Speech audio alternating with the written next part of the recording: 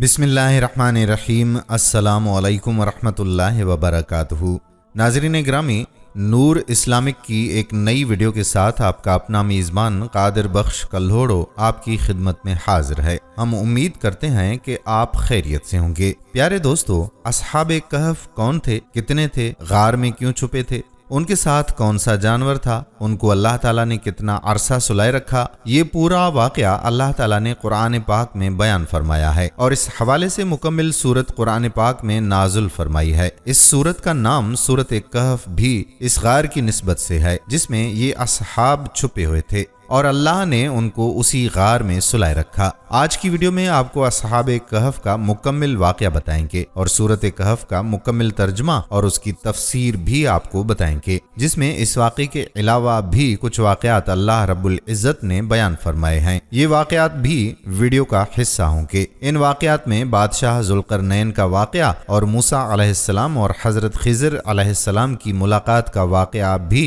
शामिल है। वीडियो मालूमाती और दिलचस्प होने के साथ ईमान अफरोज भी है, लिहाजा वीडियो को आपने स्किप बिल्कुल नहीं करना और इसे मुकम्मिल देखना है। दोस्तों, हाफिज इब्न जरीर तबरी रहमतुल्लाह अलैह ने हजरत अब्दुल्लाह बिन अब्बास रज़ियल्लाहु ताला अन्हु से सूरत कहफ का शान नज़ूल यूं नकल किया है कि मक्का मुकरमा के कुछ सरदारों ने दो आदमी मदीना मुनव्वरा के यहूदी उलमा के पास ये मालूम करने के लिए भेजे कि तौरात और इंजील के ये उलमा हजरत सल्लल्लाहु अलैहि वसल्लम के दावा नबूवत के बारे में क्या कहते हैं। यहूदी उलमा ने उनसे कहा कि आप हजरत मोहम्मद सल्लल्लाहु अलैहि वसल्लम से 3 सवालात कीजिए। अगर वो उनका सहीह जवाब दें तो समझ लेना चाहिए कि वो वाकई अल्लाह ताला के नबी हैं, और अगर वो सहीह जवाब ना दे सके तो इसका मतलब ये होगा कि उनका नबूवत का दावा सहीह नहीं है। उन 3 सवालात में से पहला सवाल ये था कि उन नौजवानों का वो अजीब वाकया बयान करें जो किसी जमाने में शिर्क से बचने के लिए अपने शहर से निकलकर किसी गार में छुप गए थे। दूसरा सवाल ये कि उस शख्स का हाल बताएं जिसने मशरिक से मगरिब तक पूरी दुनिया का सफर किया था। तीसरा सवाल उनसे ये पूछें कि रूह की हकीकत क्या है। चुनाचे दोनों शख्स मक्का मुकरमा वापस आए और अपनी बरादरी के लोगों को साथ लेकर उन्होंने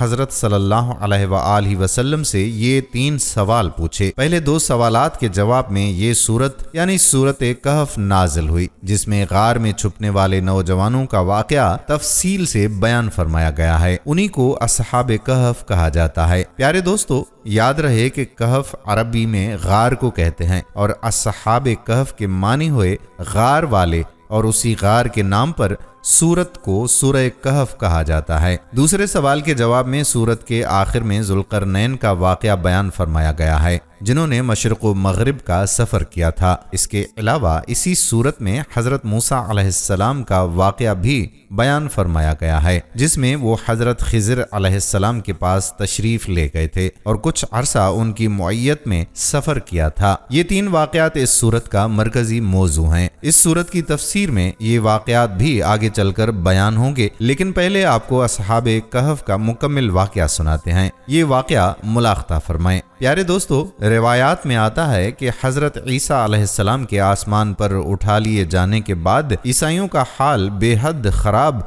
और निहायत अबतर हो गया था। लोग बुत परस्ती करने लगे और दूसरों को भी बुत परस्ती पर मजबूर करने लगे। खुसूसन उनका एक बादशाह जिसका नाम दकियानूस था, वो तो इस कदर जालिम था कि जो शख्स बुत परस्ती से इनकार करता ये उसको कत्ल कर डालता था। असहाबे कहफ शहर अफसूस के शुरफा थे जो बादशाह के मुअज़्ज़िज़ दरबारी भी थे, मगर ये लोग साहिबे ईमान और बुत परस्ती से इंतहाई बेजार थे। दकियानूस के जुल्म व जबर से परेशान होकर ये लोग अपना ईमान बचाने के लिए उसके दरबार से भाग निकले और करीब के पहाड़ में एक गार के अंदर पनाह गुज़ी हुए और सो गए। दकियानूस ने जब उन लोगों को तलाश कराया और उसको मालूम हुआ कि ये लोग गार के अंदर हैं, तो वो बेहद नाराज हुआ और गैज़ो गज़ब में ये हुक्म दिया कि गार को एक मजबूत दीवार उठाकर बंद कर दिया जाए ताकि ये लोग उसी में रहकर मर जाएं। اور وہی غار ان لوگوں کی قبر بن جائے۔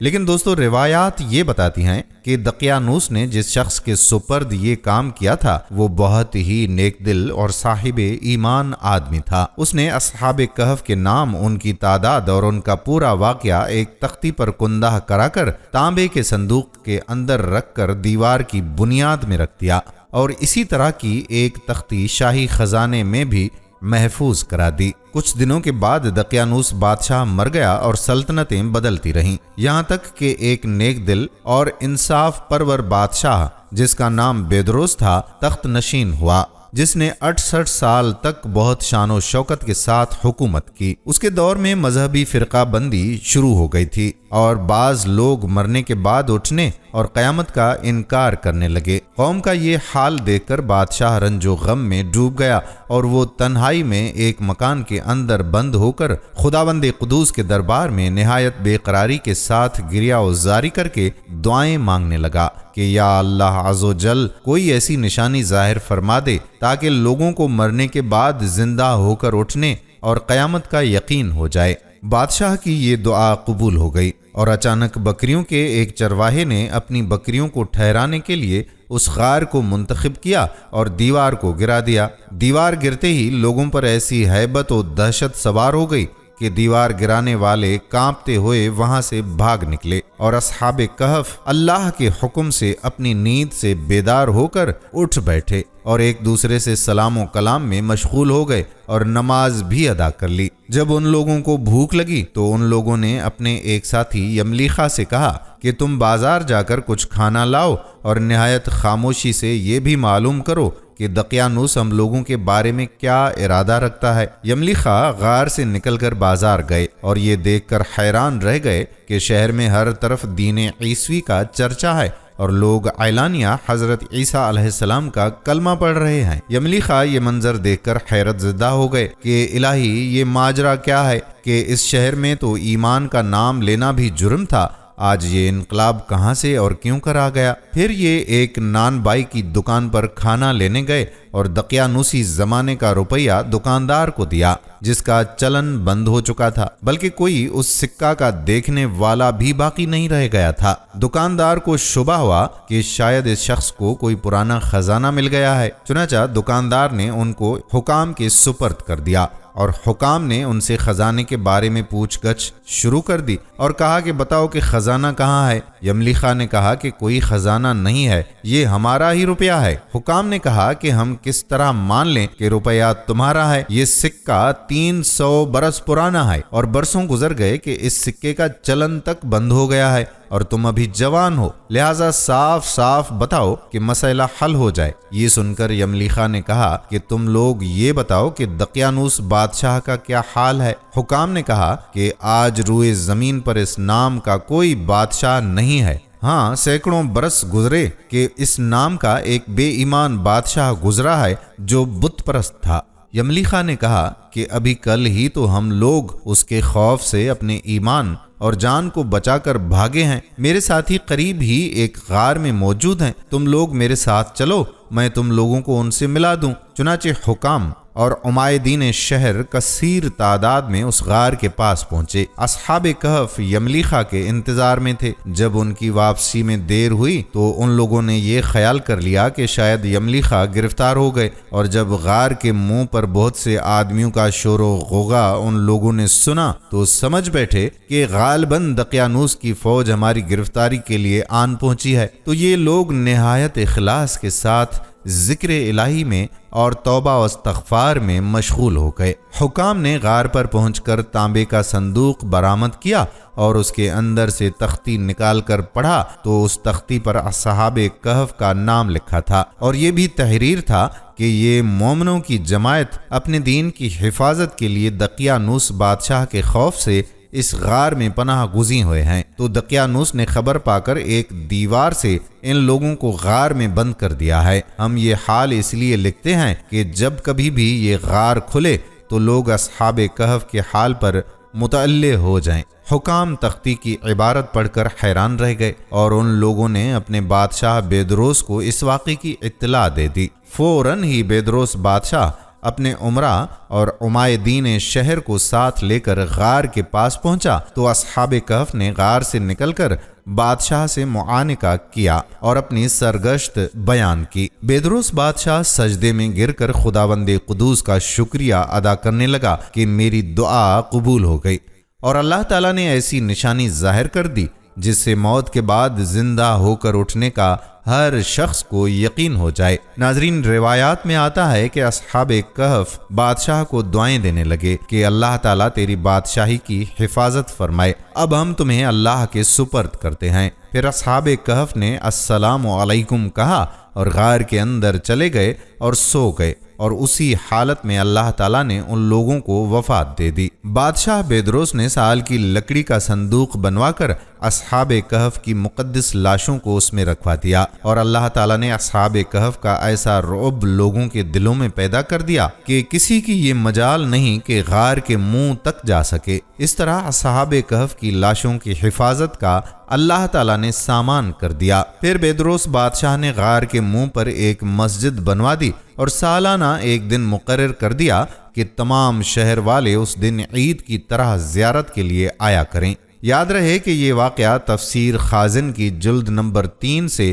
آپ کی خدمت میں پیش کیا گیا ہے۔ دوستو، آپ نے اصحاب کہف کا یہ عجیب اور دلچسپ واقعہ ملاحظہ کیا۔ جہاں تک بات ہے اصحاب کہف کی تعداد کی، تو روایات میں آتا ہے کہ تعداد میں جب لوگوں کا اختلاف ہوا تو یہ آیت نازل ہوئی جس کا ترجمہ ہے، آپ صلی اللہ علیہ وآلہ وسلم فرما دیجئے میرا رب ان کی گنتی خوب جانتا ہے، انہیں نہیں جانتے مگر تھوڑے۔ اور روایات میں آتا ہے کہ حضرت عبداللہ بن عباس رضی اللہ تعالی عنہ نے فرمایا کہ میں انہی کم لوگوں میں سے ہوں جو اصحاب کہف کی تعداد کو جانتے ہیں۔ پھر آپ نے فرمایا کہ اصحاب کہف کی تعداد 7 ہے اور 8واں ان کا کتا ہے۔ رہی بات اصحاب کہف کے ناموں کی، تو یاد رہے کہ ان کے ناموں میں بھی بہت اختلاف ہے۔ حضرت علی رضی اللہ تعالی عنہ سے روایت ہے کہ ان کے نام یہ ہیں: یملیخہ، مشلینہ، مرنوش، دبرنوش، شاز نوش، اور 7واں چرواہا تھا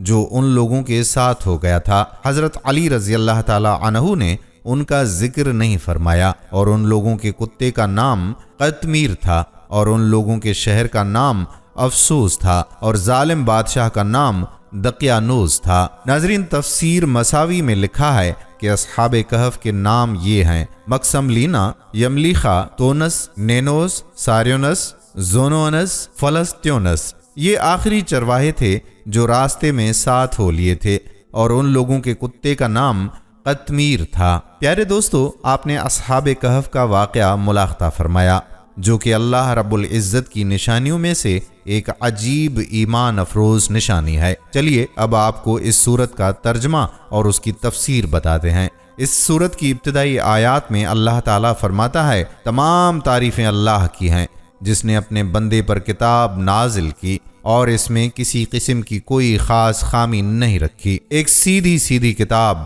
جو اس نے اس لیے نازل کی ہے کہ لوگوں کو اپنی طرف سے ایک سخت عذاب سے آگاہ کرے، اور جو مومن نیک عمل کرتے ہیں ان کو خوشخبری دے کہ ان کو بہترین اجر ملنے والا ہے جس میں وہ ہمیشہ ہمیشہ رہیں گے، اور تاکہ ان لوگوں کو متنبع کرے جو یہ کہتے ہیں کہ اللہ نے کوئی بیٹا بنا رکھا ہے۔ اس بات کا کوئی عملی ثبوت نہ خود ان کے پاس ہے نہ ان کے باپ داداؤں کے پاس تھا۔ بڑی سنگین بات ہے جو ان کے منہ سے نکل رہی ہے۔ جو کچھ وہ کہہ رہے ہیں وہ جھوٹ کے سوا کچھ نہیں۔ اے پیغمبر، اگر لوگ قرآن کی اس بات پر ایمان نہ لائیں تو ایسا لگتا ہے جیسے تم افسوس کر کر کے ان کے پیچھے اپنی جان کو گھلا بیٹھو گے۔ یقین جانو کہ روئے زمین پر جتنی چیزیں ہیں ہم نے انہیں زمین کی سجاوٹ کا ذریعہ اس لیے بنایا ہے تاکہ لوگوں کو آزمائیں کہ ان میں کون زیادہ اچھا عمل کرتا ہے۔ مذکورہ آیات کی تفسیر یہ ہے کہ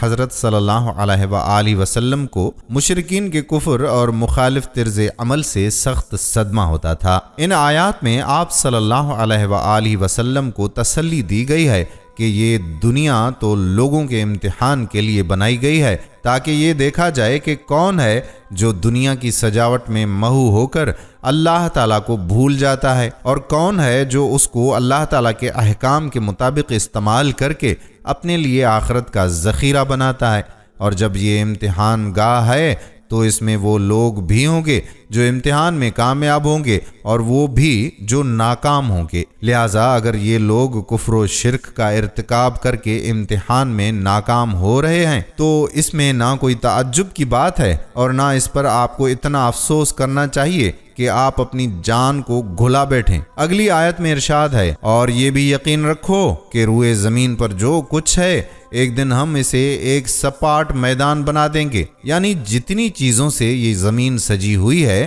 اور بارونق نظر آتی ہے ایک دن وہ سب فنا ہو جائیں گی، نہ کوئی عمارت باقی رہے گی، نہ پہاڑ اور درخت، بلکہ وہ چٹیل اور سپاٹ میدان میں تبدیل ہو جائے گی۔ اس وقت یہ حقیقت واضح ہوگی کہ دنیا کی ظاہری خوبصورتی بڑی ناپائیدار تھی، اور یہی وہ وقت ہوگا جب آپ کے ساتھ ضد اور دشمنی کا معاملہ کرنے والے اپنے برے انجام کو پہنچیں گے۔ لہٰذا اگر ان لوگوں کو دنیا میں ڈھیل دی جا رہی ہے تو اس کا مطلب یہ نہیں ہے کہ انہیں بد عملی کے باوجود آزاد چھوڑ دیا گیا ہے۔ لہٰذا نہ آپ کو زیادہ رنجیدہ ہونے کی ضرورت ہے اور نہ ان کے انجام پر فکر مند ہونے کی۔ آپ کا کام تبلیغ ہے، بس اسی میں اپنے آپ کو مصروف رکھیے۔ اگلی آیت میں ارشاد ہے، کیا تمہارا یہ خیال ہے کہ غار اور رقیم والے لوگ ہماری نشانیوں میں سے کچھ زیادہ عجیب چیز تھے؟ ان حضرات کے واقعے کا خلاصہ قرآن کریم کے بیان کے مطابق یہ ہے کہ یہ کچھ نوجوان تھے جو ایک مشرک بادشاہ کے عہد حکومت میں توحید کے قائل تھے۔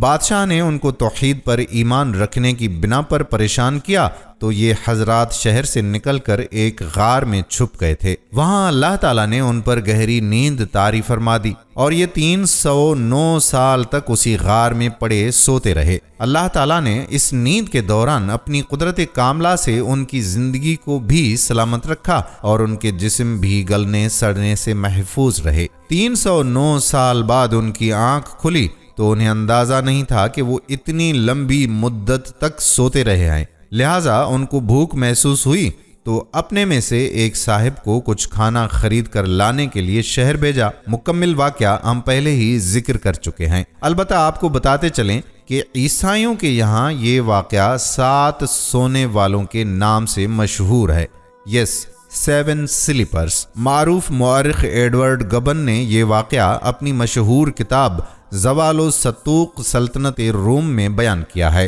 وہ لکھتا ہے کہ وہ ظالم بادشاہ ڈوسس تھا جو حضرت عیسیٰ علیہ السلام کے پیروکاروں پر ظلم ڈھانے میں بہت مشہور ہے، اور یہ واقعہ ترکی کے شہر افسس میں پیش آیا تھا جس زمانے میں یہ حضرت بیدار ہوئے۔ گبن کے بیان کے مطابق وہ تھیوڈوسیس تھا۔ مسلمان مورخین اور مفسرین نے بھی اس سے ملتی جلتی تفصیلات بیان فرمائی ہیں اور ظالم بادشاہ کا نام دقیانوس ذکر کیا ہے۔ ہمارے دور کے بعض محققین کا کہنا ہے کہ یہ واقعہ اردن کے شہر عمان کے قریب پیش آیا تھا، جہاں ایک غار میں کچھ لاشیں اب تک موجود ہیں، لیکن ان میں سے کوئی بات بھی اتنی مستند نہیں ہے کہ اس پر بھروسہ کیا جا سکے۔ یاد رہے کہ قرآن کریم کا اسلوب یہ ہے کہ وہ کسی واقعے کی اتنی ہی تفصیل بیان فرماتا ہے جو فائدہ مند ہو، اس سے زیادہ تفصیلات میں پڑھنے کی کوئی ضرورت نہیں ہے۔ تاریخ و تفسیر میں جو واقعہ سند کے ساتھ بیان ہوا ہے وہ آپ سن چکے ہیں۔ دوستو، مذکورہ آیت میں ان اصحاب کو رقیم والے کہا گیا ہے۔ ان حضرات کو اصحاب کہف یعنی غار والے کہنے کی وجہ تو ظاہر ہے کہ انہوں نے غار میں پناہ لی تھی، لیکن ان کو رقیم والے کیوں کہتے ہیں؟ اس کے بارے میں مفسرین کی رائے مختلف ہے۔ بعض حضرات کا یہ کہنا ہے کہ رقیم اس غار کے نیچے والی وادی کا نام ہے۔ بعض کہتے ہیں کہ رقیم تختی پر لکھے ہوئے کتبے کو کہتے ہیں، اور ان حضرات کے انتقال کے بعد ان کے نام ایک تختی پر کتبے کی صورت میں لکھوا دیے گئے تھے، اس لیے ان کو اصحاب الرقیم بھی کہا جاتا ہے۔ تیسرے بعض حضرات کا خیال ہے کہ یہ اس پہاڑ کا نام ہے جس پر وہ غار واقع تھا، واللہ عالم۔ کہتے ہیں کہ جن لوگوں نے حضرت صلی اللہ علیہ وآلہ وسلم سے ان نوجوانوں کے بارے میں سوال کیا تھا، انہوں نے یہ بھی کہا تھا کہ ان کا واقعہ بڑا عجیب ہے۔ اس آیت میں انہی کے حوالے سے فرمایا جا رہا ہے کہ اللہ تعالیٰ کی قدرت کے پیش نظر یہ واقعہ کوئی بہت عجیب نہیں ہے، کیونکہ اس کی قدرت کے کرشمے تو بے شمار ہیں۔ اگلی آیات کا ترجمہ کچھ یوں ہے: یہ اس وقت کا ذکر ہے جب ان نوجوانوں نے غار میں پناہ لی تھی اور اللہ تعالیٰ سے دعا کرتے ہوئے کہا تھا کہ اے ہمارے پروردگار، ہم پر خاص اپنے پاس سے رحمت نازل فرمائیے اور ہماری اس صورتحال میں ہمارے لیے بھلائی کا راستہ مہیا فرما دیجیے۔ چنانچہ ہم نے ان کے کانوں کو تھپکی دے کر کئی سال تک ان کو غار میں سلائے رکھا۔ یاد رہے کہ کانوں پر تھپکی دینا عربی کا ایک محاورہ ہے جس کا مطلب یہ ہے کہ گہری نیند طاری کر دی۔ وجہ یہ ہے کہ نیند کے شروع میں کان آوازیں سنتے رہتے ہیں اور ان کا سننا اسی وقت بند ہوتا ہے جب نیند گہری ہو گئی ہو۔ اگلی آیات میں ارشاد ربانی ہوا: پھر ہم نے ان کو جگایا تاکہ یہ دیکھیں کہ ان کے دو گروہوں میں سے کون سا گروہ اپنے سوئے رہنے کی مدت کا زیادہ صحیح شمار کرتا ہے۔ ہم تمہارے سامنے ان کا واقعہ ٹھیک ٹھیک بیان کرتے ہیں۔ یہ کچھ نوجوان تھے جو اپنے پروردگار پر ایمان لائے تھے اور ہم نے ان کو ہدایت میں خوب ترقی دی تھی اور ہم نے ان کے دل خوب مضبوط کر دیے تھے۔ یہ اس وقت کا ذکر ہے جب وہ اٹھے اور انہوں نے کہا کہ ہمارا پروردگار وہ ہے جو تمام آسمانوں اور زمین کا مالک ہے، ہم اس کے سوا کسی کو معبود بنا کر ہرگز نہیں پکاریں گے۔ اگر ہم ایسا کریں گے تو ہم یقیناً انتہائی لغو بات کہیں گے۔ دوستو، ابن کثیر کی ایک روایت سے معلوم ہوتا ہے کہ جب بادشاہ کو ان کے عقیدے کا پتہ لگا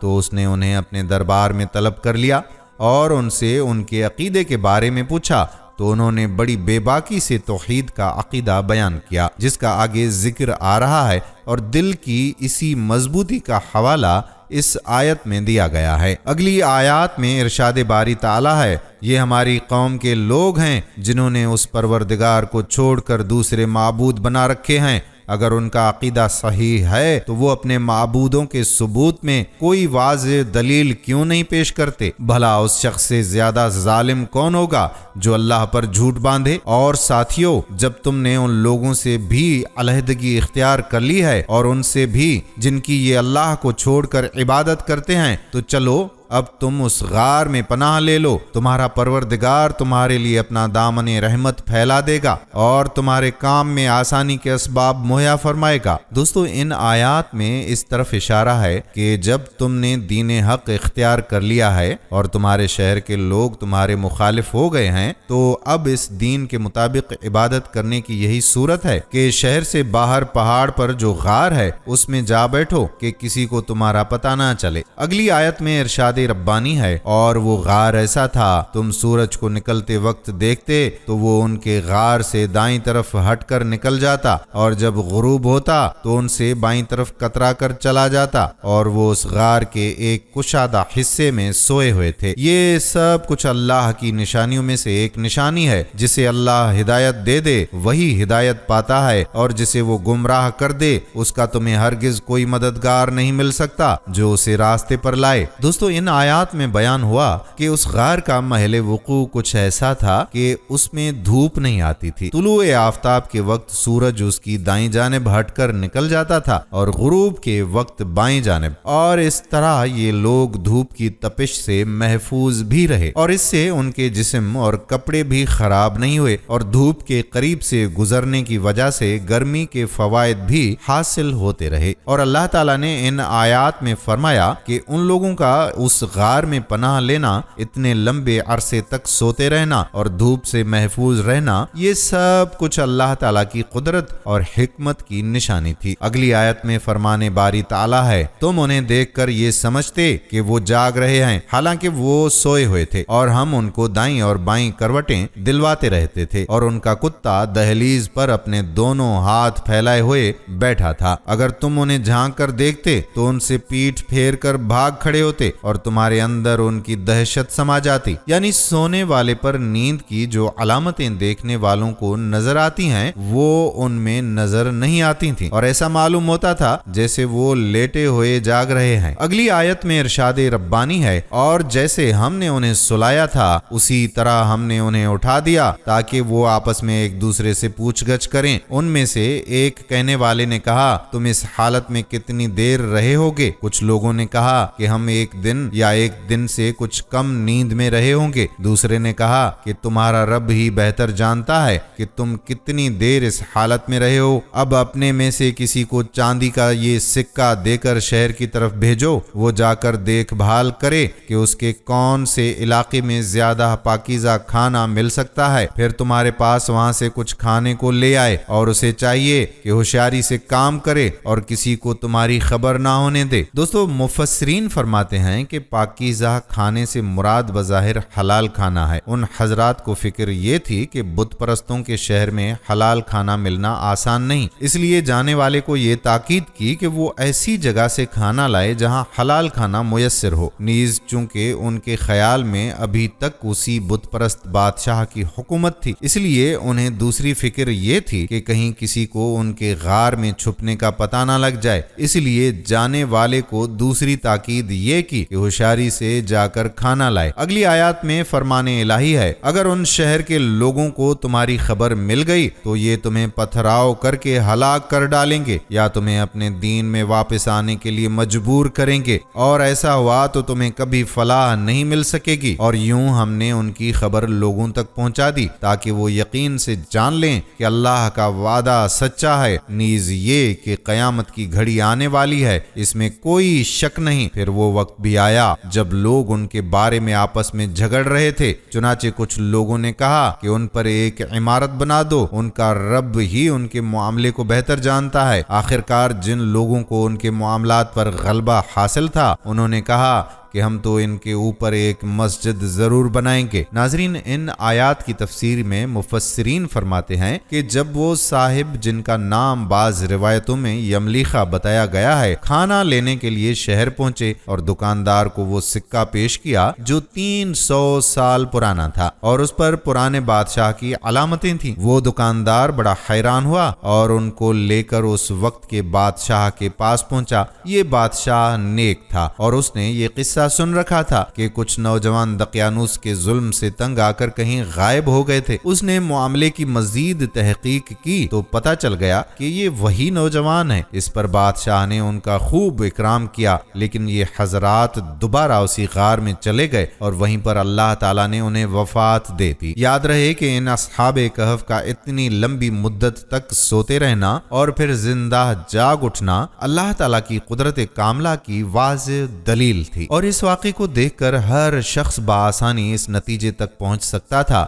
کہ جو ذات اتنے عرصے تک سونے کے بعد ان نوجوانوں کو زندہ اٹھا سکتی ہے، یقیناً وہ اس بات پر بھی قادر ہے کہ تمام انسانوں کو مرنے کے بعد دوبارہ زندہ کر دے۔ بعض روایات میں ہے کہ اس وقت کا بادشاہ تو قیامت اور آخرت پر ایمان رکھتا تھا، لیکن کچھ لوگ آخرت کے بارے میں شکوک و شبہات کا اظہار کر رہے تھے، اور بادشاہ نے یہ دعا کی تھی کہ اللہ تعالیٰ ان کو کوئی ایسا واقعہ دکھا دے جس سے آخرت پر ان کا ایمان مضبوط ہو جائے۔ اللہ تعالیٰ نے اسی وقت اس نوجوان کو جگا کر اپنی قدرت کا یہ کرشمہ دکھا دیا۔ جیسا کہ ہم نے پہلے عرض کیا ہے کہ یہ حضرات جاگنے کے بعد جلد ہی اسی غار میں وفات پا گئے تھے۔ اب اللہ تعالیٰ کی قدرت کا یہ کرشمہ سامنے آیا کہ جن نوجوانوں کو کبھی اس شہر میں اپنی جان کے لالے پڑے ہوئے تھے، اب اسی شہر میں ان کی ایسی عزت ہوئی کہ لوگ ان کی یادگار میں کوئی عمارت بنانے کی فکر میں پڑ گئے، اور آخرکار جن لوگوں کو اقتدار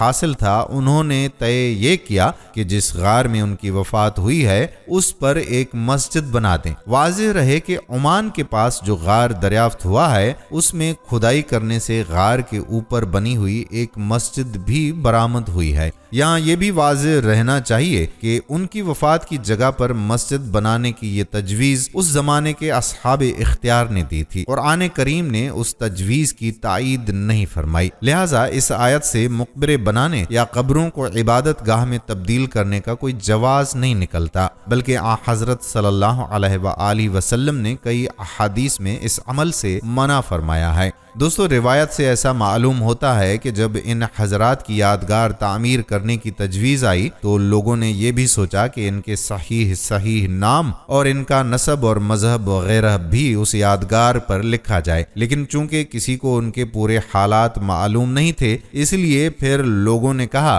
कि उनके ठीक हालात तो अल्लाह ताला ही बेहतर जानता है, लेकिन हम उनके नसब वगैरह की तहकीक में पड़े बगैर ही उनकी यादगार बना देते हैं। अगली आयत का तर्जमा ये है, कुछ लोग कहेंगे कि वो 3 आदमी थे और चौथा उनका कुत्ता था, और कुछ कहेंगे कि वो 5 थे और छठा उनका कुत्ता था। ये सब अटकल के तीर चलाने की बातें हैं। और कुछ कहेंगे कि वो 7 थे और 8वां उनका कुत्ता था। कह दो कि मेरा रब ही उनकी सहीह तादाद को जानता है, थोड़े से लोगों के सिवा किसी को उनका पूरा इल्म नहीं, लिहाजा उनके बारे में सरसरी गुफ्तगू से आगे बढ़कर कोई बहस ना करो और ना उनके बारे में किसी से पूछगछ करो। दोस्तों, इस आयत ने ये मुस्तकिल सबक दे दिया कि जिस मामले पर इंसान का कोई अमली मसला मौकूफ ना हो उसके बारे में ख्वाह बहसें नहीं करनी चाहिए। असहाबे कहफ के वाक़े में असल सबक लेने की बात यह है कि उन्होंने किस तरह नामुवाफिक हालात में हक पर साबित कदम रहने का मुजाहरा किया और फिर अल्लाह ताला ने किस तरह उनकी मदद फरमाई। रहा ये सवाल कि उनकी सहीह तादाद क्या थी, ये कोई ऐसा मसला नहीं है जिस पर बहस का बाजार गर्म कर दिया जाए। लिहाजा इसमें उलझने के बजाय ये हिदायत दी गई है कि अगर कोई इस मामले की बहस करना भी चाहे तो उसे सरसरी गुफ्तगू करके टाल दो और अपना वक्त जाया ना करो। अगली 2 आयात में फरमाने इलाही है, और ऐ पैगंबर,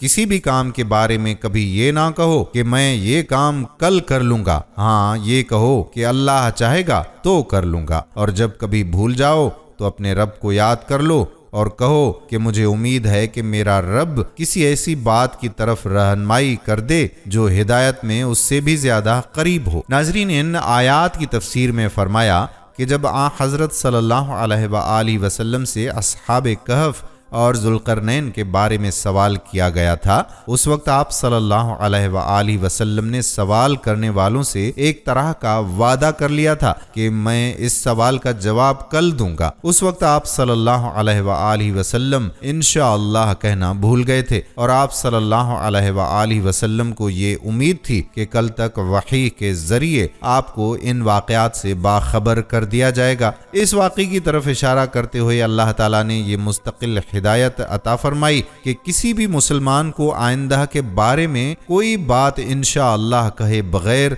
नहीं कहनी चाहिए। बाज़ रिवायात से मालूम होता है कि इस मामले में चूंकि आप सल्लल्लाहु अलैहि वसल्लम ने इंशाअल्लाह नहीं फरमाया था, इसलिए अगले रोज वही नहीं आई थी, बल्कि कई रोज के बाद वही आई और इसमें ये हिदायत भी दी गई। प्यारे दोस्तों, अगली 2 आयात में अल्लाह ताला ने फरमाया, और वो यानी अस्हाबे कहफ अपने गार में 300 साल और मजीद 900 साल सोते रहे। अगर कोई इसमें बहस करे तो कह दो कि अल्लाह ही बेहतर जानता है कि वो कितनी मुद्दत सोते रहे। आसमानों और जमीनों के सारे भेद उसी के इल्म में हैं। वो कितना देखने वाला और कितना सुनने वाला है, उसके सिवा उनका कोई रखवाला नहीं है और वो अपनी हुकूमत में किसी को शरीक नहीं करता। दोस्तों, मुफस्सिरीन का कहना ये है कि अगरचे अल्लाह ताला ने अस्हाबे कहफ के बारे में ये बतला दिया कि वो गार में 309 साल तक सोते रहे, लेकिन आगे फिर वही बात इरशाद फरमाई कि महज कयास की बुनियाद पर इस बहस में पड़ने की कोई जरूरत नहीं है,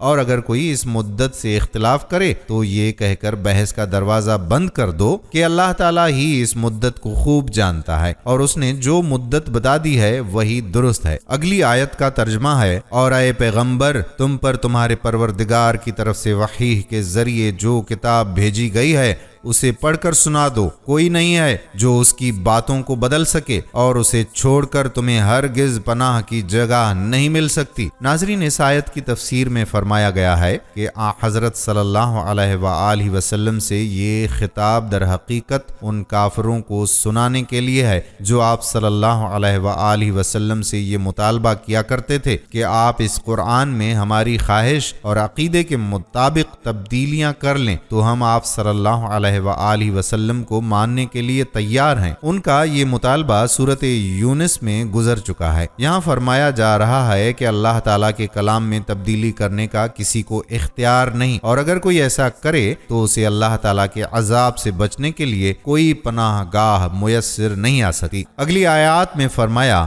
اور اپنے آپ کو استقامت سے ان لوگوں کے ساتھ رکھو جو صبح و شام اپنے رب کو اس لیے پکارتے ہیں کہ وہ اس کی خوشنودی کے طلبگار ہیں، اور تمہاری آنکھیں دنیوی زندگی کی خوبصورتی کی تلاش میں ایسے لوگوں سے ہٹنے نہ پائیں، اور کسی ایسے شخص کا کہنا نہ مانو جس کے دل کو ہم نے اپنی یاد سے غافل رکھا ہے اور جو اپنے خواہشات کے پیچھے پڑا ہوا ہو اور جس کا معاملہ حد سے گزر چکا ہے۔ ناظرین، اس آیت کی تفسیر میں آتا ہے کہ بعض کفار کا یہ مطالبہ بھی تھا کہ جو غریب اور کم حیثیت لوگ حضرت صلی اللہ علیہ وآلہ وسلم کے ساتھ رہتے ہیں، اگر آپ انہیں اپنے پاس سے ہٹا دیں تو ہم آپ کی بات سننے کو تیار ہوں گے۔ موجودہ حالات میں ہم ان غریبوں کے ساتھ بیٹھ کر آپ کی کوئی بات نہیں سن سکتے۔ یہ آیت اس مطالبے کو رد کر کے حضرت صلی اللہ علیہ وآلہ وسلم کو ہدایت دے رہی ہے کہ آپ اس مطالبے کو نہ مانیں اور اپنے غریب صحابہ کی رفاقت نہ چھوڑیں، اور اس زمن میں ان غریب صحابہ کرام کی فضیلت اور ان کے مقابلے میں ان مالدار کافروں کی برائی بیان فرمائی گئی ہے۔ پیارے دوستو، اگلی آیت میں فرمانے باری تعالیٰ ہے، اور کہہ دو کہ حق تو تمہارے رب کی طرف سے آ چکا ہے، اب جو چاہے ایمان لے آئے اور جو چاہے کفر اختیار کرے۔ ہم نے بے شک ایسے ظالموں کے لیے آگ تیار کر رکھی ہے جس کی قناتیں ان کو گھیرے میں لے لیں گی، اور اگر وہ فریاد کریں گے تو ان کی فریاد کا جواب ایسے پانی سے دیا جائے گا جو تیل کی تلچھٹ جیسا ہوگا اور چہروں کو بھون کر رکھ دے گا۔ کیسا بدترین پانی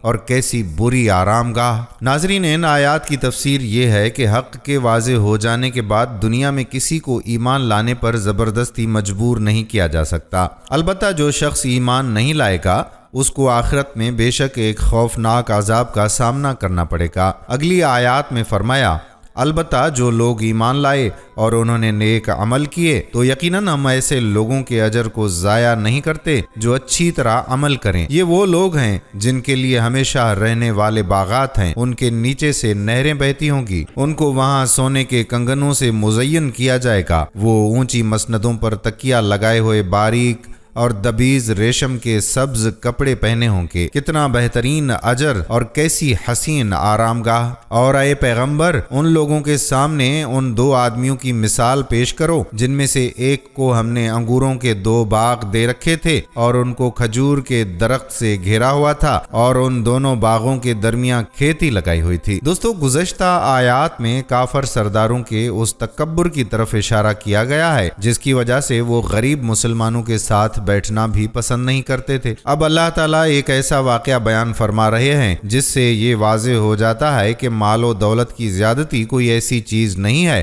جس پر کوئی شخص اترائے۔ اگر اللہ تعالیٰ کے ساتھ رشتہ مضبوط نہ ہو تو بڑے بڑے مالدار لوگ انجام کے طور پر ہاتھ ملتے رہ جاتے ہیں، اور اللہ تعالیٰ کے ساتھ معاملہ صحیح ہو تو غریب لوگ ان سے کہیں آگے نکل جاتے ہیں۔ جن 2 آدمیوں کا یہاں ذکر فرمایا گیا ہے ان کی کوئی تفصیل کسی مستند مرفوع روایت میں موجود نہیں ہے، البتہ بعض مفسرین نے کچھ روایتوں کی بنیاد پر یہ کہا ہے کہ یہ بنی اسرائیل میں سے تھے اور انہیں اپنے باپ سے وراثت میں بڑی دولت ہاتھ آئی تھی۔ ان میں سے ایک نے کافر ہو کر اسی دولت سے دل لگا لیا اور دوسرے نے اپنی دولت کو اللہ تعالیٰ کے راستے میں خرچ کیا، اور اسی وجہ سے اس کی دولت پہلے شخص کے مقابلے میں گنتی میں کم رہ گئی، لیکن آخرکار کافر شخص کی دولت پر آفت آ گئی اور اسے حسرت کے سوا کچھ حاصل نہ ہوا۔ دوستو، اگلی آیات میں اللہ رب العزت نے فرمایا، دونوں باغ پورا پورا پھل دیتے تھے اور کوئی باغ پھل دینے میں کوئی کمی نہیں چھوڑتا تھا، اور ان دونوں کے درمیان ہم نے ایک نہر جاری کر دی تھی، اور اس شخص کو خوب دولت حاصل ہوئی تو وہ اپنے ساتھی سے باتیں کرتے ہوئے کہنے لگا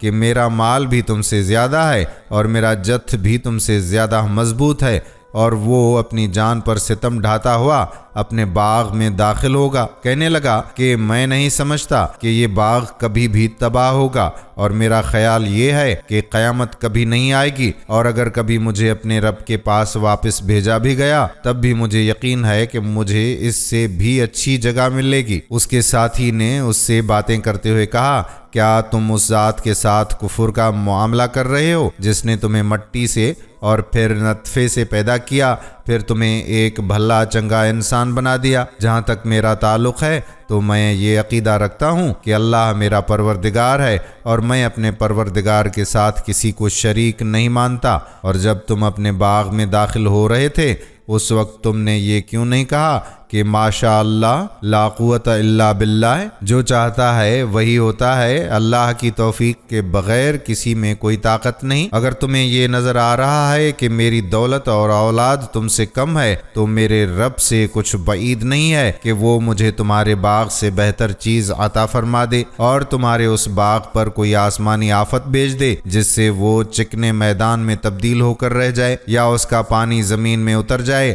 پھر تم اسے تلاش بھی نہ کر سکو۔ اور پھر ہوا یہ کہ اس کی ساری دولت عذاب کے گھیرے میں آ گئی، اور صبح ہوئی تو اس حالت میں کہ اس نے باغ پر جو کچھ خرچ کیا تھا وہ اس پر ہاتھ ملتا رہ گیا، جبکہ اس کا باغ گرا پڑا تھا، اور وہ کہہ رہا تھا، کاش میں نے اپنے رب کے ساتھ کسی کو شریک نہ مانا ہوتا، اور اسے کوئی ایسا جتھ میسر نہ آیا جو اللہ کو چھوڑ کر اس کی مدد کرتا، اور نہ وہ خود اس قابل تھا کہ اپنا دفاع کر سکے۔ ایسے موقع پر آدمی کو پتہ چلتا ہے کہ مدد کا سارا اختیار سچے اللہ کو حاصل ہے، وہی ہے جو بہتر ثواب دیتا ہے اور بہتر انجام دکھاتا ہے۔ اور ان لوگوں سے دنیوی زندگی کی یہ مثال بھی بیان کر دو کہ وہ ایسی ہے جیسے ہم نے آسمان سے پانی برسایا تو اس سے زمین کا سبزہ خوب گھنا ہوا، پھر وہ ایسا ریزہ ریزہ ہوا کہ اسے ہوائیں اڑا لے جاتی ہیں، اور اللہ ہر چیز پر مکمل قدرت رکھتا ہے۔ پیارے دوستو، ان آیات میں دو بھائیوں کا واقعہ بیان ہوا ہے، اور آخر میں انسان پر یہ بات بھی واضح فرمائی گئی ہے کہ جس طرح یہ سبزہ ناپائیدار ہے کہ شروع میں اس کی خوب بہار نظر آتی ہے لیکن آخرکار وہ چورا چورا ہو کر ہوا میں بکھر جاتا ہے، اسی طرح دنیوی زندگی بھی شروع میں بڑی خوبصورت اور بارونق معلوم ہوتی ہے لیکن انجام کار اس کا یہ ہے کہ وہ فنا ہو جانے والی ہے۔ اگلی آیت میں فرمان رب تعالیٰ ہے، مال اور اولاد دنیوی زندگی کی زینت ہیں، اور جو نیکیاں پائیدار رہنے والی ہیں وہ تمہارے رب کے نزدیک ثواب کے اعتبار سے بھی بہتر ہیں اور امید وابستہ کرنے کے لیے بھی بہتر۔ اس آیت کی تفسیر میں فرمایا گیا ہے کہ دنیا کے مال و اسباب سے امیدیں لگا کر بیٹھو تو ایک وقت وہ دھوکہ دے جاتے ہیں، لیکن نیک اعمال جو اللہ تعالیٰ کی خوشنودی کے لیے کیے جائیں ان سے ثواب کی جو امیدیں وابستہ کی جاتی ہیں وہ پوری ہوتی ہیں۔ اگلی آیت میں فرمایا گیا، اور اس دن کا دھیان رکھو جس دن ہم پہاڑوں کو چلائیں گے اور تم زمین کو دیکھو گے کہ وہ کھلی پڑی ہے، اور ہم ان سب کو گھیر کر اکٹھا کر دیں گے اور ان میں سے کسی ایک کو بھی نہیں چھوڑیں گے۔ دوستو، قرآن کریم کی آیات کو سامنے رکھنے سے پتہ چلتا ہے کہ قیامت کے موقع پر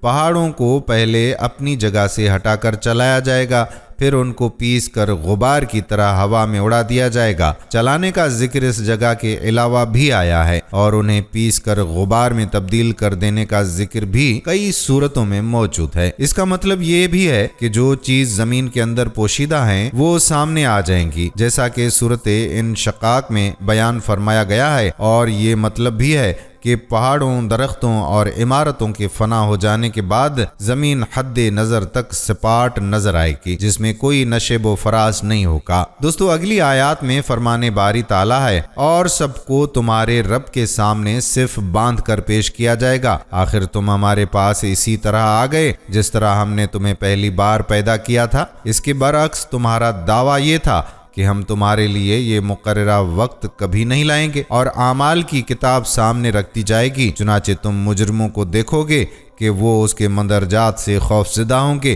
اور کہہ رہے ہوں گے کہ ہائے ہماری بربادی، یہ کیسی کتاب ہے جس نے ہمارا کوئی چھوٹا بڑا عمل ایسا نہیں چھوڑا جس کا پورا احاطہ نہ کر لیا ہو، اور وہ اپنا سارا کیا دھرا اپنے سامنے موجود پائیں گے، اور تمہارا پروردگار کسی پر کوئی ظلم نہیں کرے گا۔ اور وہ وقت یاد کرو جب ہم نے فرشتوں سے کہا تھا کہ آدم کے آگے سجدہ کرو، چنانچہ سب نے سجدہ کیا سوائے ابلیس کے، وہ جنات میں سے تھا۔ چنانچہ اس نے اپنے رب کے حکم کی نافرمانی کی۔ کیا آپ پھر بھی تم میرے بجائے اسے اور اس کی ذریت کو اپنا رکھوالا بناتے ہو، حالانکہ وہ سب تمہارے دشمن ہیں؟ اللہ تعالیٰ کا کتنا برا متبادل ہے جو ظالموں کو ملا ہے۔ اور اگلی آیات میں فرمایا گیا، میں نے نہ آسمانوں اور زمین کی تخلیق کے وقت ان کو حاضر کیا تھا، نہ خود ان کو پیدا کرتے وقت، اور میں ایسا نہیں ہوں کہ گمراہ کرنے والوں کا دست و بازو بناؤں۔ ناظرین، اس آیت کی تفسیر میں مفسرین نے فرمایا ہے کہ جن شیاطین کو ان کافروں نے اپنا سرپرست بنا رکھا ہے، ان کو میں نے تخلیق کائنات کا منظر دکھانے کے لیے یا ان سے مدد لینے کے لیے نہیں بلایا تھا کہ وہ تخلیق کے اسرار سے واقف ہوتے، لیکن کافروں نے یہ سمجھ رکھا ہے کہ یہ شیاطین تمام حقائق کو جانتے ہیں، چنانچہ ان کے بہکائے میں آ کر اللہ تعالیٰ کے ساتھ ان کو یا جن کو وہ کہیں خدائی کا شریک قرار دیتے ہیں۔ اگلی آیات میں ارشاد ربانی ہے، اور اس دن کا دھیان کرو جب اللہ ان مشرکوں سے کہے گا کہ ذرا پکارو ان کو جنہیں تم نے میری خدائی میں شریک سمجھ رکھا تھا، چنانچہ وہ پکاریں گے لیکن وہ ان کو کوئی جواب نہیں دیں گے، اور ہم ان کے درمیان ایک مہلک آڑ حائل کر دیں گے، اور مجرم لوگ آگ کو دیکھیں گے تو سمجھ جائیں گے کہ انہیں اسی میں گرنا ہے، اور اس سے بچ نکلنے کا کوئی راستہ نہیں پائیں گے۔ اور ہم نے لوگوں کے فائدے کے لیے اس طرح قرآن میں طرح طرح سے ہر قسم کے مضامین بیان کیے ہیں، اور انسان ہے کہ جھگڑا کرنے میں ہر چیز سے بڑھ گیا ہے۔ اور جب لوگوں کے پاس ہدایت آ چکی تو اب انہیں ایمان لانے اور اپنے رب سے معافی مانگنے سے اس مطالبے کے سوا کوئی اور چیز نہیں روک رہی کہ ان کے ساتھ بھی پچھلے لوگوں جیسے واقعات پیش آ جائیں یا عذاب ان کے بالکل سامنے آ کھڑا ہو۔ ناظرین، ان آیات کی تفسیر میں کہا گیا ہے کہ ان لوگوں پر ساری حجتیں تو تمام ہو چکی، اب ان کے پاس اپنے کفر پر اس کے سوا کوئی دلیل باقی نہیں رہی کہ یہ پیغمبر سے مطالبہ کرتے ہیں کہ جیسا عذاب پچھلی امتوں پر آیا تھا، اگر ہم باطل پر ہیں تو ویسا ہی عذاب ہم پر لا کر دکھاؤ۔ آگے اللہ تعالیٰ نے فرمایا ہے کہ پیغمبروں کا کام اپنے اختیار سے عذاب نازل کرنا نہیں ہے، وہ تو لوگوں کو عذاب سے متنبع کرتے ہیں، اور اللہ تعالیٰ کا معاملہ یہ ہے کہ وہ نافرمانوں پر فوراً عذاب نہیں بھیجتا، بلکہ اپنی رحمت کی وجہ سے انہیں مہلت دیتا ہے تاکہ اس مہلت کے دوران جن کو ایمان لانا ہو وہ ایمان لے آئیں۔ البتہ اس کی طرف سے نافرمانوں کو عذاب دینے کے لیے ایک وقت مقرر ہے، اور جب وہ وقت آئے گا تو کوئی اس عذاب کو ٹال نہیں سکتا۔ اگلی آیات میں فرمان باری تعالیٰ ہے، اور ہم پیغمبروں کو صرف اس لیے بھیجتے ہیں کہ وہ مومنوں کو خوشخبری دیں اور کافروں کو عذاب سے متنبع کریں، اور جن لوگوں نے کفر اپنا لیا ہے وہ باطل کا سہارا لے کر جھگڑا کرتے ہیں تاکہ اس کے ذریعے حق کو ڈگمگا دیں، اور انہوں نے میری آیتوں کو اور انہیں جو تنبیہ کی گئی تھی اس کو مذاق بنا رکھا ہے، اور اس شخص سے بڑھ کر ظالم کون ہوگا جسے اس کے رب کی آیتوں کے حوالے سے نصیحت کی جائے تو وہ ان سے منہ موڑ لے اور اپنے ہاتھوں کے کرتوت کو بھلا بیٹھے۔ حقیقت یہ ہے کہ ہم نے ان لوگوں کے کرتوتوں کی وجہ سے ان کے دلوں پر غلاف چڑھا دیے ہیں جن کی وجہ سے وہ اس قرآن کو نہیں سمجھتے، اور ان کے کانوں میں ڈانٹ لگا دی ہے، اور اگر تم انہیں ہدایت کی طرف بلاؤ تب بھی وہ صحیح راستے پر ہرگز نہیں آئیں گے، اور تمہارا پروردگار بہت بخشنے والا بڑا رحمت والا ہے۔ جو کمائی انہوں نے کی ہے اگر وہ اس کی وجہ سے انہیں پکڑنے پر آتا تو ان کو جلد ہی عذاب دیتا، لیکن ان کے لیے ایک وقت مقرر ہے جس سے بچنے کے لیے انہیں کوئی پناہ گاہ نہیں ملے گی۔ یہ ساری بستیاں تمہارے سامنے ہیں، جب انہوں نے ظلم کی روش اپنائی تو ہم نے ان کو ہلاک کر ڈالا، اور ان کی ہلاکت کے لیے بھی ہم نے ایک وقت مقرر کیا ہوا تھا۔ اور اس وقت کا ذکر سنو جب موسیٰ نے اپنے نوجوان شاگرد سے کہا تھا کہ میں اس وقت تک اپنا سفر جاری رکھوں گا جب تک 2 سمندروں کے سنگم پر نہ پہنچ جاؤں، ورنہ برسوں چلتا رہوں گا۔ پیارے دوستو، ان آیات سے آگے تقریباً 50 آیتوں میں اللہ تعالیٰ نے حضرت موسیٰ علیہ السلام کا واقعہ بیان فرمایا ہے جو حضرت خضر علیہ السلام کے ساتھ پیش آیا۔ حضور سرور دو عالم صلی اللہ علیہ وآلہ وسلم نے اس واقعے کی تفصیل ایک طویل حدیث میں بیان فرمائی ہے جو صحیح بخاری میں کئی سندوں سے منقول ہے۔ اس حدیث کا خلاصہ یہ ہے کہ ایک مرتبہ حضرت موسیٰ علیہ السلام سے کسی نے یہ سوال کیا کہ اس وقت روئے زمین پر سب سے بڑا عالم کون ہے؟ چونکہ ہر پیغمبر اپنے وقت میں دین کا سب سے بڑا عالم ہوتا ہے، اس لیے حضرت موسیٰ علیہ السلام نے جواب میں یہی فرما دیا کہ میں ہی سب سے بڑا عالم ہوں۔ اللہ تعالیٰ کو یہ بات پسند نہیں آئی اور حضرت موسیٰ علیہ السلام کو یہ ہدایت دی گئی کہ اس سوال کا صحیح جواب یہ تھا کہ اللہ تعالیٰ ہی بہتر جانتا ہے کہ سب سے بڑا عالم کون ہے۔ نیز اللہ تعالیٰ نے چاہا کہ حضرت موسیٰ علیہ السلام کو علم کے کچھ ایسے گوشوں سے روشناس کرائیں جو ان کی واقفیت کے دائرے سے باہر تھے، چنانچہ انہیں حکم دیا کہ وہ حضرت خضر علیہ السلام کے پاس جائیں۔ ان کو پتہ یہ بتایا گیا کہ جہاں دو دریا ملتے ہیں وہاں تک سفر کریں اور اپنے ساتھ ایک مچھلی لے جائیں۔ ایک موقع ایسا آئے گا کہ وہ مچھلی گم ہو جائے گی، بس اسی جگہ انہیں حضرت خضر علیہ السلام مل جائیں گے۔ چنانچہ حضرت موسیٰ علیہ السلام اپنے نوجوان شاگرد حضرت یوشع علیہ السلام کو ساتھ لے کر اس سفر پر روانہ ہوئے جو بعد میں خود پیغمبر بننے والے تھے۔ آگے کا واقعہ سورۃ کہف کے ترجمے میں آ رہا ہے، البتہ یہاں اتنا سمجھ لینا چاہیے کہ حضرت موسیٰ علیہ السلام کو جو یہ سفر کرایا گیا اس کا ایک مقصد تو یہ ادب سکھانا تھا کہ اپنے آپ کو سب سے بڑا عالم کہنا کسی کو بھی زیب نہیں دیتا۔ علم تو ایک ناپید سمندر ہے اور کچھ نہیں کہا جا سکتا کہ کون سا علم کس کے پاس زیادہ ہے۔ اور دوسرا مقصد یہ تھا کہ حضرت موسیٰ علیہ السلام خود آنکھوں سے اس بات کی ایک جھلک دیکھ لیں کہ اللہ تعالیٰ اپنی حکمت اور علم سے اس کائنات کا نظام کس طرح چلا رہا ہے۔ پیارے دوستو، اس کائنات میں بہت سے ایسے واقعات روزمرہ انسان کے سامنے آتے رہتے ہیں جن کا مقصد اس کی سمجھ میں نہیں آتا۔ حالانکہ کوئی واقعہ تو اللہ تعالیٰ کی کسی نہ کسی حکمت کے بغیر نہیں ہوتا۔ انسان کی نظر چونکہ محدود ہے اس لیے وہ اس حکمت کو بسا اوقات نہیں سمجھ سکتا، لیکن جس قادر مطلق کے ہاتھ میں پوری کائنات کی باغ دوڑ ہے وہ جانتا ہے کہ کس وقت کیا واقعہ پیش آنا چاہیے۔ دوستو، سورۃ کہف کی آیت نمبر 61 کا ترجمہ ہے، چنانچہ جب وہ ان کے سنگم پر پہنچے تو دونوں اپنی مچھلی کو بھول گئے اور اس نے سمندر میں ایک سرنگ کی طرح کا راستہ بنا لیا۔ مفسرین فرماتے ہیں کہ حضرت موسیٰ علیہ السلام ایک چٹان پر پہنچ کر کچھ دیر کے لیے سو گئے تھے۔ اسی دوران وہ مچھلی جو ایک زنبیل میں تھی وہاں سے کھسک کر دریا میں جا گری اور جس جگہ گری وہاں پانی میں سرنگ سی بن گئی جس میں جا کر مچھلی غائب ہو گئی۔ حضرت یوشع علیہ السلام اس وقت جاگ رہے تھے اور انہوں نے یہ عجیب واقعہ دیکھا،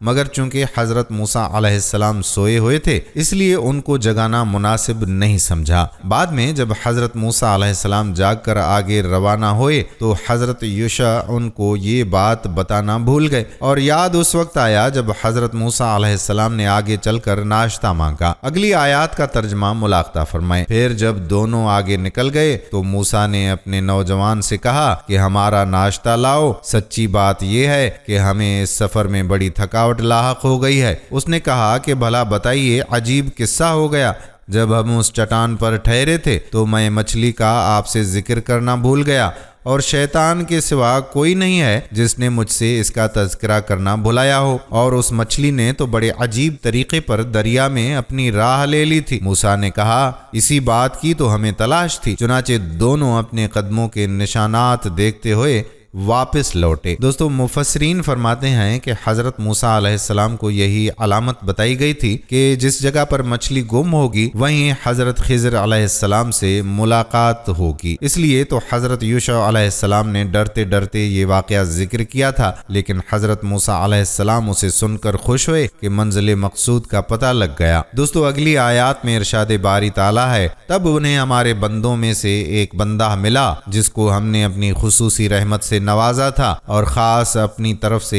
ایک علم سکھایا تھا۔ دوستو، صحیح بخاری کی حدیث کے مطابق یہ حضرت خضر علیہ السلام تھے جب حضرت موسیٰ علیہ السلام اس چٹان کے پاس واپس پہنچے تو وہاں چادر اوڑھے ہوئے لیٹے ہوئے نظر آئے، اور ان کو جس خصوصی علم کے سکھانے کا ذکر فرمایا گیا ہے اس سے مراد تکوینیات کا علم ہے۔ اگلی آیات میں فرمان باری تعالیٰ ہے، موسیٰ نے اس سے کہا کیا میں آپ کے ساتھ اس غرض سے رہ سکتا ہوں کہ آپ کو بھلائی کا جو علم عطا ہوا ہے اس کا کچھ حصہ مجھے بھی سکھا دیں؟ انہوں نے کہا مجھے یقین ہے کہ آپ میرے ساتھ رہنے پر صبر نہیں کر سکیں گے، اور جن باتوں کی آپ کو پوری واقفیت نہیں ہے ان پر آپ صبر کر بھی کیسے سکتے ہیں؟ دوستو، صحیح بخاری کی حدیث میں ہے کہ حضرت خضر علیہ السلام نے حضرت موسیٰ علیہ السلام سے یہ بھی کہا تھا کہ اللہ تعالیٰ نے مجھے ایک ایسا علم دیا ہے جو آپ کے پاس نہیں ہے، یعنی تکوینیات کا علم، اور آپ کو ایسا علم دیا ہے جو میرے پاس نہیں، یعنی شریعت کا علم۔ اگلی آیات کا ترجمہ ہے، موسیٰ نے کہا انشاءاللہ آپ مجھے صابر پائیں گے اور میں آپ کے کسی حکم کی خلاف ورزی نہیں کروں گا۔ انہوں نے کہا اچھا، اگر آپ میرے ساتھ چلتے ہیں تو جب تک میں خود ہی آپ سے کسی بات کا تذکرہ شروع نہ کروں آپ مجھ سے کسی بھی چیز کے بارے میں سوال نہ کریں۔ چنانچہ دونوں روانہ ہو گئے، یہاں تک کہ جب دونوں ایک کشتی میں سوار ہوئے تو ان صاحب نے کشتی میں چھید کر دیا۔ موسیٰ بولے ارے کیا آپ نے اس میں چھید کر دیا تاکہ ساری کشتی والوں کو ڈبو ڈالیں؟ یہ تو آپ نے بڑا خوفناک کام کیا۔ صحیح بخاری کی روایت میں ہے کہ انہوں نے کشتی کا ایک تختہ نکال کر اس میں سوراخ کر دیا تھا۔ اگلی آیات میں ارشاد ہوا، انہوں نے یعنی خضر علیہ السلام نے کہا کیا میں نے کہا نہیں تھا کہ آپ میرے ساتھ رہ کر صبر نہیں کر سکیں گے؟ موسیٰ نے کہا مجھ سے جو بھول ہو گئی اس پر میری گرفت نہ کیجیے اور میرے کام کو زیادہ مشکل نہ بنائیے۔ وہ دونوں پھر روانہ ہو گئے، یہاں تک کہ ان کی ملاقات ایک لڑکے سے ہوئی تو ان صاحب نے اسے قتل کر ڈالا۔ موسیٰ بول اٹھے ارے کیا آپ نے ایک پاکیزہ جان کو ہلاک کر دیا جبکہ اس نے کسی کی جان نہیں لی تھی جس کا بدلہ اس سے لیا جاتا؟ یہ تو آپ نے بہت ہی برا کام کیا۔ دوستو، مذکورہ حدیث میں ہے کہ وہ لڑکا دوسرے بچوں کے ساتھ کھیل رہا تھا، حضرت خضر علیہ السلام نے اس کا سر دھڑ سے الگ کر دیا۔ اگلی آیات کا ترجمہ ہے کہ انہوں نے یعنی خضر علیہ السلام نے کہا کیا میں نے آپ سے نہیں کہا تھا کہ آپ میرے ساتھ رہنے پر صبر نہیں کر سکیں گے؟ موسیٰ بولے اگر اب میں آپ سے کوئی بات پوچھوں تو آپ مجھے اپنے ساتھ نہ رکھیے، یقیناً آپ میری طرف سے عذر کی حد کو پہنچ گئے ہیں۔ چنانچہ وہ دونوں پھر روانہ ہو گئے، یہاں تک کہ جب ایک بستی والوں کے پاس پہنچے تو اس کے باشندوں سے کھانا مانگا۔ ان لوگوں نے ان کی مہمانی کرنے سے انکار کر دیا۔ پھر انہیں وہاں ایک دیوار ملی جو گرنے کے قریب تھی، ان صاحب نے اسے کھڑا کر دیا۔ موسیٰ نے کہا اگر آپ چاہتے تو اس کام پر کچھ اجرت لے لیتے۔ دوستو، مفسرین فرماتے ہیں کہ مطلب یہ ہے کہ بستی والوں نے مہمانی سے تو انکار کر دیا تھا، لیکن اس دیوار کی مرمت پر ان سے جائز اجرت وصول کی جا سکتی تھی جس سے ہمارے کھانے کا بھی انتظام ہو سکتا تھا۔ اگلی آیات میں ارشاد ہوا، انہوں نے یعنی خضر علیہ السلام نے کہا کہ لیجئے میرے اور آپ کے درمیان جدائی کا وقت آ گیا، اب میں آپ کو ان باتوں کا مقصد بتائے دیتا ہوں جن پر آپ سے صبر نہیں ہو سکا۔ جہاں تک کشتی کا تعلق ہے وہ کچھ غریب آدمیوں کی تھی جو دریا میں مزدوری کرتے تھے۔ میں نے چاہا کہ اس میں کوئی عیب پیدا کر دوں کیونکہ ان کے آگے ایک بادشاہ تھا جو ہر اچھی کشتی کو زبردستی چھین کر رکھ لیتا ہے، اور لڑکے کا معاملہ یہ تھا کہ اس کے ماں باپ مومن تھے اور ہمیں اس بات کا اندیشہ تھا کہ یہ لڑکا ان دونوں کو سرکشی اور کفر میں نہ پھنسا دے۔ چنانچہ ہم نے یہ چاہا کہ ان کا پروردگار انہیں اس لڑکے کے بدلے ایسی اولاد دے جو پاکیزگی میں بھی اس سے بہتر ہو اور حسن سلوک میں بھی اس سے بڑھی ہوئی ہو۔ رہی یہ دیوار تو وہ اس شہر میں رہنے والے دو یتیم لڑکوں کی تھی اور اس کے نیچے ان کا ایک خزانہ گڑا ہوا تھا، اور ان دونوں کا باپ ایک نیک آدمی تھا، اس لیے آپ کے پروردگار نے یہ چاہا کہ یہ دونوں لڑکے اپنی جوانی کی عمر کو پہنچیں اور اپنا خزانہ نکال لیں۔ یہ سب کچھ آپ کے رب کی رحمت کی بنا پر ہوا اور میں نے کوئی کام اپنی رائے سے نہیں کیا۔ یہ تھا مقصد ان باتوں کا جن پر آپ سے صبر نہیں ہو سکا۔ ناظرین، مفسرین اس بارے میں فرماتے ہیں کہ حضرت موسیٰ علیہ السلام کو حضرت خضر علیہ السلام سے ملوانے اور یہ واقعات دکھانے کا اصل مقصد ایک اہم حقیقت کا مشاہدہ کرانا تھا، اور اسی حقیقت کو واضح کرنے کے لیے قرآن کریم نے یہ واقعہ ہمارے لیے بیان فرمایا ہے۔ اسلامی شریعت کی روح سے کسی کے لیے یہ بالکل جائز نہیں کہ وہ کسی دوسرے کی ملکیت میں اس کی اجازت کے بغیر کوئی تصرف کرے۔ خاص طور پر اس کی تو ہرگز اجازت نہیں دی جا سکتی کہ اس کی ملکیت کو کوئی نقصان پہنچا دے، چاہے وہ نقصان خود مالک کے فائدے کی نیت سے ہی پہنچایا گیا ہو۔ لیکن حضرت خضر علیہ السلام نے کشتی والوں کی اجازت کے بغیر اس کا تختہ نکال دیا۔ اسی طرح کسی بے گناہ کو قتل کرنا شریعت میں انتہائی سنگین جرم ہے، خاص طور پر کسی نابالغ لڑکے کو قتل کرنا تو حالت جنگ میں بھی جائز نہیں ہے، یہاں تک کہ اگر یہ معلوم ہو کہ یہ لڑکا بڑا ہو کر کوئی فساد مچائے گا تب بھی اس وقت اسے قتل کرنے کا کوئی جواز نہیں بنتا۔ اس لیے حضرت موسیٰ علیہ السلام ان پر خاموش نہیں رہ سکے۔ دوستو، اب سوال پیدا یہ ہوتا ہے کہ حضرت خضر علیہ السلام نے شریعت کے بالکل خلاف یہ کام کیسے کیے؟ اس سوال کا جواب جاننے کے لیے پہلے یہ سمجھنا ضروری ہوگا کہ اس کائنات میں جتنے واقعات ہوتے ہیں، چاہے وہ ہماری نظر میں اچھے معلوم ہوتے ہوں یا برے، ان کا تعلق ایک ایسے جہان سے ہے جو ہماری آنکھوں سے پوشیدہ ہے اور جسے اصطلاح میں عالم تکوین کہا جاتا ہے، جو براہ راست اللہ تعالیٰ کی حکمت اور اس کے تکوینی احکام کے ذریعے کنٹرول ہو رہا ہے۔ کس شخص کو کتنے عرصے تک زندہ رہنا ہے اور کب اس کی موت واقع ہوگی، وہ کتنے عرصے تک صحت مند رہے گا، بیمار کب ہو جائے گا، اسے کب کون سا روزگار نصیب ہوگا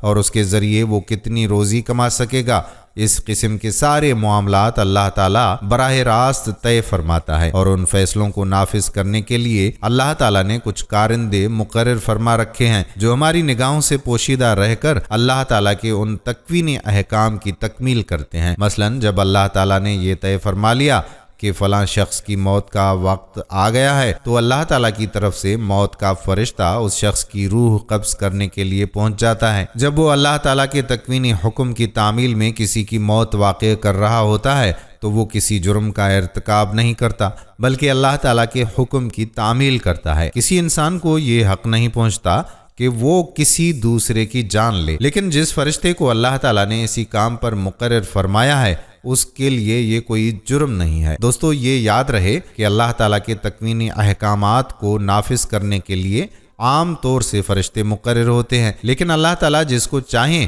یہ فریضہ سونپ سکتا ہے۔ حضرت خضر علیہ السلام اگرچہ انسان تھے لیکن اللہ تعالیٰ نے ان کو فرشتوں کی طرح عالم تکوین کا پیغمبر بنا دیا تھا۔ انہوں نے جو کچھ کہا اللہ تعالیٰ کے تکوینی حکم کے ذریعے کہا یا کیا، لہٰذا جس طرح موت کے فرشتے پر یہ اعتراض نہیں کیا جا سکتا کہ اس نے ایک بے گناہ کی جان لے کر گناہ کا ارتکاب کیا ہے کیونکہ وہ اللہ تعالیٰ کی طرف سے اسی بات کے لیے مأمور تھا، اسی طرح سے حضرت خضر علیہ السلام بھی اس کشتی کو عیب لگانے اور اس لڑکے کو قتل کرنے پر اللہ تعالیٰ کی طرف سے تکوینی طور پر مأمور تھے، اس لیے ان کا یہ عمل کوئی جرم نہیں تھا۔ البتہ ہم لوگ دنیا میں رہتے ہوئے شریعت کے احکام کے پابند ہیں اور ہمیں عالم تکوین کا نہ علم عطا کیا گیا ہے اور نہ اس عالم سے متعلق ہمیں کوئی ذمہ داری سونپی گئی ہے، اس لیے ہم انہی احکام کے مکلف ہیں جو اس جیتی جاگتی زندگی میں ہمیں آنکھوں سے نظر آتے ہیں۔ چنانچہ حضرت موسیٰ علیہ السلام جو اسی جیتی جاگتی دنیا کے پیغمبر تھے اور جو شریعت ان کو دی گئی تھی اس کے پابند تھے، اس لیے وہ نہ حضرت خضر علیہ السلام کی باتوں پر خاموش رہ سکے اور نہ آئندہ ان کے ساتھ چل سکے۔ ان تین واقعات کے بعد وہ سمجھ گئے کہ ان صاحب کا دائرہ کار میرے دائرہ کار سے بالکل الگ ہے اور میں ان کے ساتھ نہیں چل سکتا۔ البتہ اس طرح انہیں یہ حقیقت کھلی آنکھوں دکھائی دی گئی کہ اس کائنات میں جو کچھ ہو رہا ہے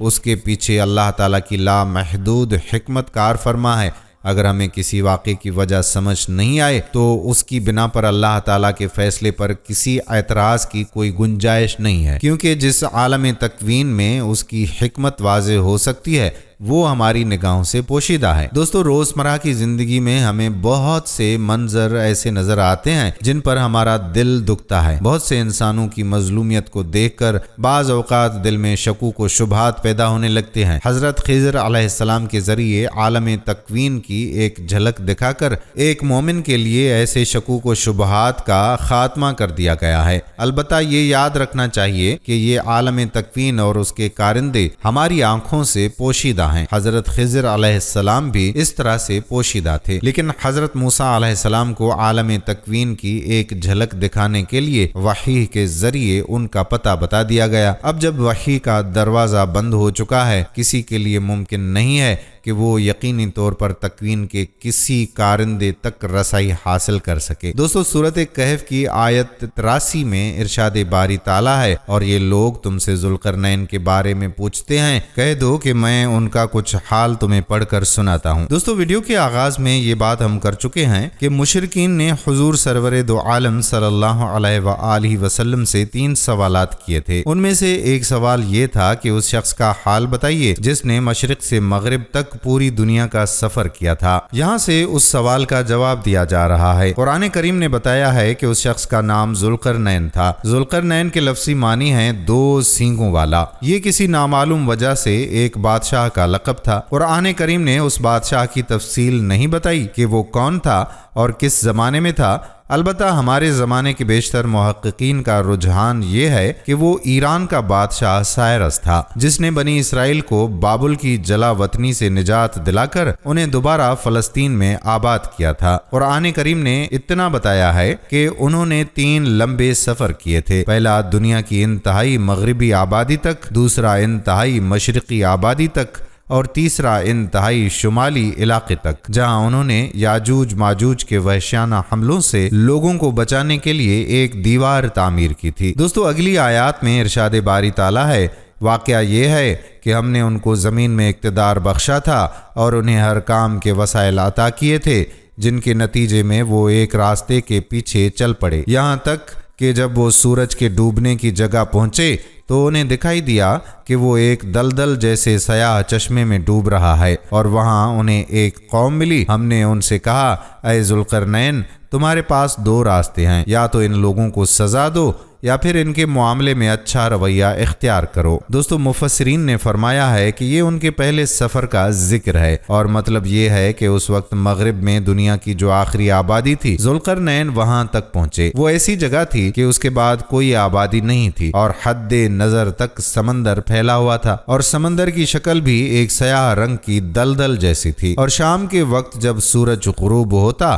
تو دیکھنے والے کو ایسا لگتا جیسے وہ ایک دلدل نما چشمے میں ڈوب رہا ہے۔ اس علاقے میں کافر لوگ آباد تھے، اور حضرت ذوالقرنین نے اس علاقے کو فتح کر لیا تھا۔ اللہ تعالیٰ نے ان سے فرمایا کہ اگر تم چاہو تو دوسرے فاتحوں کی طرح تم بھی ان لوگوں کو قتل عام کر کے تکلیف میں مبتلا کر سکتے ہو، اور اگر چاہو تو ان کے ساتھ اچھا رویہ اختیار کر سکتے ہو۔ دوسری صورت کو اچھا رویہ قرار دے کر اللہ تعالیٰ نے ارشاد فرما دیا کہ یہ صورت بہتر ہے۔ دوستو یاد رہے کہ ذوالقرنین کے بارے میں یہ بات یقینی نہیں ہے کہ وہ پیغمبر تھے یا نہیں۔ اگر وہ پیغمبر تھے تو اللہ تعالیٰ نے یہ بات ان سے براہ راست وحی کے ذریعے فرمائی ہوگی، اور اگر وہ پیغمبر نہیں تھے تو ان کو اس زمانے کے کسی پیغمبر کے ذریعے یہ بات پہنچائی ہوگی، اور یہ بھی ممکن ہے کہ وحی کے بجائے الہام کے ذریعے ان کے دل میں یہ بات ڈالی ہوگی۔ اللہ ہی اس کا بہتر علم رکھتا ہے۔ اگلی آیات میں ارشاد ہے، انہوں نے یعنی ذوالقرنین نے ان میں سے جو کوئی ظلم کا راستہ اختیار کرے گا اسے تو ہم سزا دیں گے، پھر اسے اپنے رب کے پاس پہنچا دیا جائے گا اور وہ اسے سخت عذاب دے گا۔ البتہ جو کوئی ایمان لائے گا اور نیک عمل کرے گا تو وہ بدلے کے طور پر اچھے انجام کا مستحق ہوگا، اور ہم بھی اس کو اپنا حکم دیتے وقت آسانی کی بات کہیں گے۔ دوستو مفسرین کے مطابق ذوالقرنین کے جواب کا حاصل یہ ہے کہ میں انہیں راہ راست پر لانے کی دعوت دوں گا۔ جو لوگ اس دعوت کو قبول نہ کر کے ظلم کا ارتکاب کریں گے انہیں تو میں سزا دوں گا، اور جو لوگ دعوت قبول کر کے ایمان عمل صالح اختیار کر لیں گے ان کے ساتھ میں آسانی کا معاملہ کروں گا۔ اگلی آیات میں ارشاد ہے، اس کے بعد وہ ایک اور راستے کے پیچھے چل پڑے، یہاں تک کہ وہ جب سورج کے طلوع ہونے کی جگہ پہنچے تو انہوں نے دیکھا کہ وہ ایک ایسی قوم پر طلوع ہو رہا ہے جسے ہم نے اس کی دھوپ سے بچنے کے لیے کوئی اوٹ مہیا نہیں کی تھی۔ مفسرین فرماتے ہیں کہ یہ ذوالقرنین کے دوسرے سفر کا ذکر ہے۔ اس سفر میں وہ دنیا کی انتہائی مشرقی آبادی تک جا پہنچے تھے۔ یہاں کچھ غیر متمدن لوگ رہتے تھے، ان میں مکان بنانے اور چھتیں ڈالنے کا دستور نہیں تھا، سب کھلے میدان میں رہتے تھے، اس لیے دھوپ سے بچاؤ کے لیے کوئی اوٹ نہیں تھی، بلکہ سورج کی کرنیں ان پر براہ راست پڑتی تھیں۔ اگلی آیات میں ذکر فرمایا گیا ہے کہ واقعہ اسی طرح ہوا، اور ذوالقرنین کے پاس جو کچھ ساز و سامان تھا ہمیں اس کی پوری خبر تھی۔ اس کے بعد وہ ایک اور راستے کے پیچھے چل پڑے، یہاں تک کہ جب وہ دو پہاڑیوں کے درمیان پہنچے تو انہیں ان پہاڑوں سے پہلے کچھ لوگ ملے جن کے بارے میں ایسا لگتا تھا کہ وہ کوئی بات نہیں سمجھتے۔ مفسرین کے نزدیک یہ ذوالقرنین کا تیسرا سفر ہے۔ قرآن کریم نے اس سفر کی سمت متعین نہیں فرمائی، لیکن بیشتر مفسرین کا خیال یہ ہے کہ یہ سفر شمال میں دنیا کی انتہائی آبادی کی طرف ہوا تھا۔ یہاں کے لوگوں کی زبان بالکل مختلف تھی، اور شاید حلیہ بھی ایسا ہو کہ ان میں سمجھ کے آثار نظر نہ آتے ہوں، اور آگے ان سے جو گفتگو ہوئی وہ یا تو کسی ترجمان کے ذریعے ہوئی ہوگی یا اشاروں سے۔ دوستو اگلی آیات میں ارشاد باری تعالیٰ ہے، انہوں نے کہا، اے ذوالقرنین، یاجوج اور ماجوج اس زمین میں فساد پھیلانے والے لوگ ہیں، تو کیا ہم آپ کو کچھ مال کی پیشکش کر سکتے ہیں جس کے بدلے آپ ہمارے اور ان کے درمیان کوئی دیوار بنا دیں؟ دوستو اس آیت کی تفسیر میں مفسرین نے کہا ہے کہ یاجوج ماجوج دو وحشی قبیلے تھے جو ان پہاڑوں کے پیچھے رہتے تھے، اور تھوڑے وقفے سے وہ پہاڑوں کے درمیان درے سے ان علاقوں میں آ کر قتل و غارت گیری کا بازار گرم کر دیتے تھے۔ علاقے کے لوگ ان سے پریشان تھے، اس لیے انہوں نے ذوالقرنین کو دیکھا اور کہا کہ وہ بڑے وسائل کے مالک ہیں، تو ان سے درخواست کی کہ پہاڑوں کے درمیان جو درہ ہے اسے ایک دیوار بنا کر بند کر دیں تاکہ یاجوج ماجوج کا راستہ بند ہو جائے اور وہ یہاں آ کر فساد نہ پھیلا سکیں۔ اس کام کے لیے انہوں نے کچھ مال کی بھی پیشکش کی، لیکن حضرت ذوالقرنین نے کوئی معاوضہ لینے سے انکار کر دیا، البتہ یہ کہا کہ تم اپنی افرادی قوت سے میری مدد کرو تو میں یہ دیوار بلا معاوضہ بنا دوں گا۔ اگلی آیات میں ارشاد ربانی ہے، ذوالقرنین نے کہا، اللہ نے مجھے جو اقتدار عطا فرمایا ہے وہ میرے لیے بہتر ہے، لہٰذا تم لوگ ہاتھ پاؤں کی طاقت سے میری مدد کرو تو میں تمہارے اور ان کے درمیان ایک مضبوط دیوار بنا دوں گا۔ مجھے لوہے کی چادریں لا دو، یہاں تک کہ جب انہوں نے درمیانی خلا کو پاٹ کر دیا، دونوں پہاڑی سروں کو ایک دوسرے سے ملا دیا، تو کہا کہ اب آگ دہکاؤ، یہاں تک کہ جب اس دیوار کو لال انگارہ کر دیا تو کہا پگھلا ہوا تانبا لاؤ، اب میں اس پر اونڈیلوں گا۔ ان آیات کی تفسیر میں کہا جاتا ہے کہ ذوالقرنین نے پہلے لوہے کی بڑی چادریں پہاڑ کے درمیان رکھ کر درے کو پاٹ کر دیا، پھر ان چادروں کو آگ سے گرم کر کے ان پر پگھلا ہوا تانبا ڈالا تاکہ وہ چادروں کی درمیانی درازوں میں جا کر بیٹھ جائے، اور اس طرح یہ دیوار نہایت مضبوط بن گئی۔ اگلی آیات میں فرمان الہی ہے، چنانچہ وہ دیوار ایسی بن گئی کہ یاجوج ماجوج نہ اس پر چڑھنے کی طاقت رکھتے تھے اور نہ اس میں کوئی سوراخ بنا سکتے تھے۔ ذوالقرنین نے کہا، یہ میرے رب کی رحمت ہے کہ اس نے ایسی دیوار بنانے کی توفیق دی، پھر میرے رب نے جس وقت کا وعدہ کیا ہے جب وہ وقت آئے گا تو وہ اس دیوار کو ڈھا کر زمین کے برابر کر دے گا، اور میرے رب کا وعدہ بالکل سچا ہے۔ دوستو ان آیات کی تفسیر میں مفسرین فرماتے ہیں کہ ذوالقرنین نے اتنا بڑا کارنامہ انجام دینے کے بعد دو حقیقتوں کو واضح کیا، ایک یہ کہ یہ سارا کارنامہ میرے قوت بازو کا کرشمہ نہیں ہے بلکہ اللہ تعالیٰ کی رحمت سے مجھے اس کی توفیق ہوئی ہے، اور دوسرا یہ کہ اگرچہ اس وقت دیوار بہت مستحکم بن گئی ہے لیکن اللہ تعالیٰ کے لیے اس سے توڑنا کچھ مشکل نہیں، جب تک اللہ تعالیٰ کو منظور ہوگا یہ قائم رہے گی، اور جب وہ وقت آ جائے گا جس میں اللہ تعالیٰ نے اس کو ٹوٹنا مقرر کر رکھا ہے تو یہ ٹوٹ کر زمین کے برابر ہو جائے گی۔ اس طرح قرآن کریم سے یہ بات یقینی طور پر معلوم نہیں ہوتی کہ یہ دیوار قیامت تک قائم رہے گی، بلکہ اس کا قیامت سے پہلے ٹوٹنا بھی ممکن ہے۔ چنانچہ بعض محققین نے یہ خیال خیال ظاہر کیا ہے کہ یہ دیوار روس کے علاقے داغستان میں دربند کے مقام پر بنائی گئی تھی اور اب وہ ٹوٹ چکی ہے۔ یاجوج ماجوج کے مختلف ریلے تاریخ کے مختلف زمانوں میں متمدن آبادیوں پر حملہ آور ہوتے رہے ہیں اور پھر ان متمدن علاقوں میں پہنچ کر خود بھی متمدن ہوتے رہتے ہیں۔ البتہ ان کا آخری ریلا قیامت کے کچھ پہلے نکلے گا۔ اور آگے ذوالقرنین نے یہ جو فرمایا کہ میرے رب کا وعدہ بالکل سچا ہے، اس سے مراد قیامت کا وعدہ ہے۔ مطلب یہ ہے کہ یہ تو ابھی معلوم نہیں ہے کہ اس دیوار کے ٹوٹنے کے لیے اللہ تعالیٰ نے کون سا وقت مقرر فرمایا ہے، لیکن ایک وعدہ واضح طور پر معلوم ہے کہ ایک وقت قیامت آنے والی ہے، اور جب وہ آئے گی تو ہر مضبوط سے مضبوط چیز بھی ٹوٹ پھوٹ کر فنا ہو جائے گی۔ ذوالقرنین نے اس پر قیامت کا جو حوالہ دیا، اس کی مناسبت سے اللہ تعالیٰ نے آگے قیامت کے کچھ حالات بیان فرمائے ہیں، جیسا کہ اگلی آیت میں ارشاد ہے، اور اس دن ہم ان کی یہ حالت کر دیں گے کہ وہ موجوں کی طرح ایک دوسرے سے ٹکرا رہے ہوں گے، اور سور پھونکا جائے گا تو ہم سب کو ایک ساتھ جمع کر لیں گے۔ مفسرین فرماتے ہیں کہ اس سے مراد یاجوج ماجوج کا وہ ریلا بھی ہو سکتا ہے جو قیامت کے قریب نکلے گا، اور مطلب یہ ہے کہ جب وہ قیامت کے قریب نکلیں گے تو غیر منظم ایک بھیڑ کی شکل میں نکلیں گے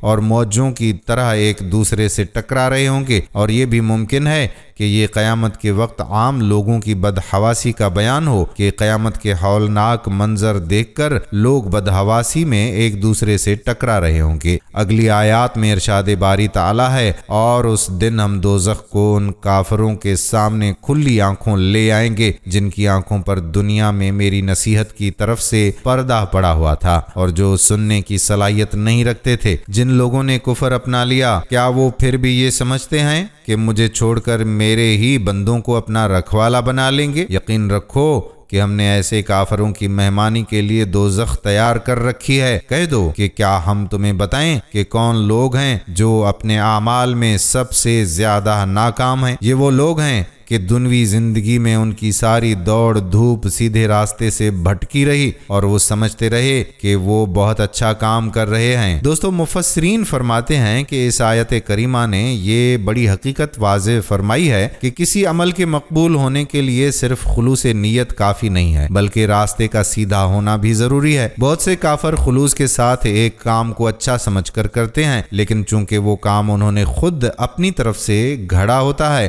اللہ تعالیٰ یا اس کے بھیجے ہوئے پیغمبروں کی طرف سے اس کام کی کوئی سند نہیں ہوتی، اس لیے وہ ساری محنت بیکار ہو کر رہ جاتی ہے۔ اگلی آیات میں ارشاد ہے، یہ وہی لوگ ہیں جنہوں نے اپنے مالک کی آیتوں کا اور اس کے سامنے پیش ہونے کا انکار کیا، اس لیے ان کا سارا کیا دھرا غارت ہو گیا۔ چنانچہ قیامت کے دن ہم ان کا کوئی وزن شمار نہیں کریں گے۔ یہ ہے جہنم کی شکل میں ان کی سزا، کیونکہ انہوں نے کفر کی روش اختیار کی تھی اور میری آیتوں اور میرے پیغمبروں کا مذاق بنایا تھا۔ دوسری طرف جو لوگ ایمان لائے ہیں اور جنہوں نے نیک عمل کیے ہیں، ان کی مہمانی کے لیے بے شک فردوس کے باغ ہوں گے جن میں وہ ہمیشہ رہیں گے، وہ وہاں سے کہیں اور جانا نہیں چاہیں گے۔ اے پیغمبر، لوگوں سے کہہ دو کہ اگر میرے رب کی باتیں لکھنے کے لیے سمندر روشنائی بن جائے تو میرے رب کی باتیں ختم نہیں ہوں گی کہ اس سے پہلے سمندر خشک ہو چکا ہوگا، چاہے اس سمندر کی کمی پوری کرنے کے لیے ہم ویسا ہی ایک اور سمندر کیوں نہ لے آئیں۔ پیارے دوستو، یہاں مفسرین فرماتے ہیں کہ اللہ تعالیٰ کی باتوں سے مراد اللہ تعالیٰ کی صفات اور کلمات کا تذکرہ ہے، یعنی اللہ تعالیٰ کی قدرت، اس کی حکمت